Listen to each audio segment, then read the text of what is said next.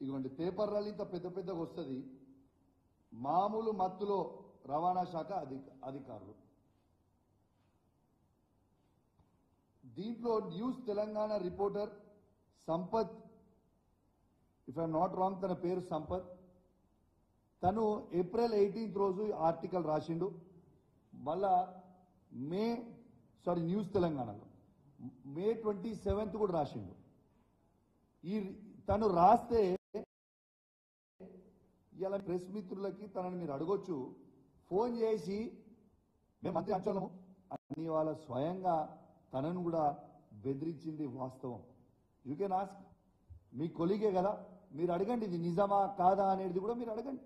This is the fact. దీంతో పాటు నేను మొన్న 6th రోజు లారీలని 13 లారీలను పట్టుకుంటే, ఇగోండి 13 లారీలను పట్టుకుంటే ఇట్లా రాత్రి హుజరాబాద్లో 13 లారీలను పట్టుకుంటే హుజరాబాద్ పట్టణంలో డిటిసి గారికి స్వయంగా ఒక శాసనసభ్యునిగా నేనే ఫోన్ చేసి ఇవి ఓవర్లోడ్ లారీస్ పోతా ఉన్నాయి, దయచేసి మీరు సీజ్ చేయాలని నేను కరీంనగర్ డిటిసి గారికి ఫోన్ చేసి చెప్తే రాత్రి 10 గంటలకి 2 లారీలు మాత్రమే సీజ్ చేసి 11 లారీలని ఇచ్చిపెట్టింది.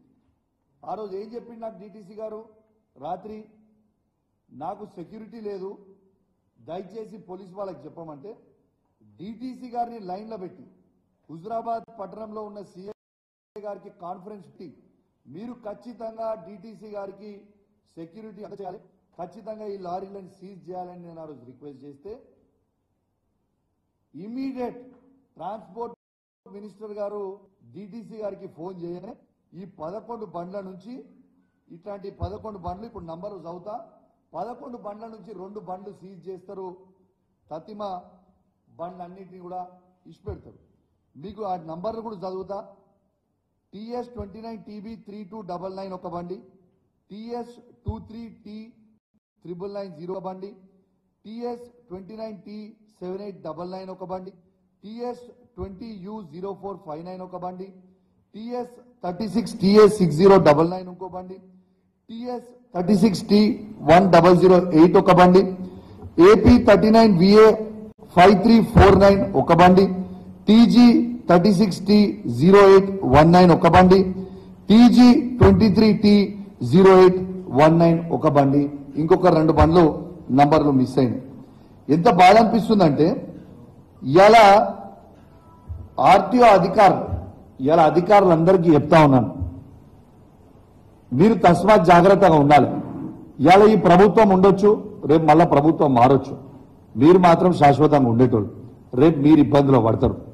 ఇలా నేను ఒకటే అడుగుతున్నా, ఇంత పెద్ద స్కామ్ గురించి నేను బయట పెట్టి చెప్తే ఒక శాసనసభ్యునిగా లైవ్ గా లారీని పట్టుకొని వేబ్రిడ్జ్ లో చూపించిన తర్వాత కూడా ఇంకా అదే విధంగా ఓవర్లోడ్ లో బండ్లు కొట్టుకుంటా హుజరాబాద్ మీద నుంచి పోతే కౌశిక్ రెడ్డి గారు ఆపుతున్నారని ఒక ఉద్దేశంతో ఏం చేస్తారు, కరీంనగర్ మీద నుంచి కొత్తపల్లి నుంచి తీసుకొని హుస్నాబాద్ కొడుతున్నారు, హుస్నాబాద్ మీద నుంచి భీమదేవరపల్లి ఎల్కతుర్తి టు వరంగల్ కొడుతున్నారు. రాత్రి 1 నుంచి తెల్లారు 5 వరకు రాత్రి మిడ్-నైట్ హుజరాబాద్ మీద నుంచి కొడుతున్నారు. మరి ఈ లారీలని ఎందుకు ఆపుతలేరు, ఈ లారీలని ఎందుకు సీజ్ చేస్తలేరు, దీని మతలబ్ ఏంటిది అని నేను అడుగుతా ఉన్నాను. నేను ఇంకోటి చెప్తా ఉన్నా, అధికారులందరూ కూడా చెప్తా ఉన్నాను, నేను స్వయంగా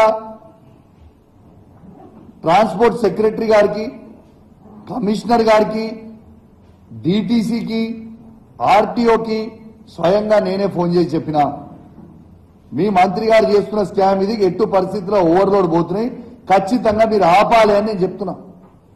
చెప్తే సరే అని విన్నారు, మళ్ళా అదే విధంగా కొడతా ఉన్నారు. నేను అధికారులందరూ కూడా చెప్తా ఉన్నాను, మీరు మంత్రి గారి ప్రెషర్కి లొంగి పనిచేస్తే మీరు చేసే డ్యూటీ ఎన్టీపీసీ నుంచి తీసుకొని ఏ రూట్లో అయినా ఖమ్మం వరకు మా బీఆర్ఎస్ పార్టీ కార్యకర్తలు మీ డ్యూటీ చేస్తాం. ఎక్కడ పడితే అక్కడ లారీలను ఆపుతాం.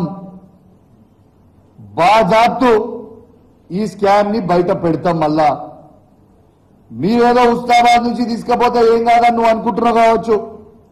పొన్నం ప్రభాకర్ గారికి చెప్తున్నా, నీ ఉస్మానాబాద్ నియోజకవర్గంలో కూడా ఆడ నుంచి పోతే అడుగు అడుగున మా బీఆర్ఎస్ పార్టీ కార్యకర్తలు అడ్డుకుంటారు. రాసి పెట్టుకోండి అని చెప్పి సందర్భంగా మీకు తెలియజేస్తా ఉన్నాను. ఇలా చాలా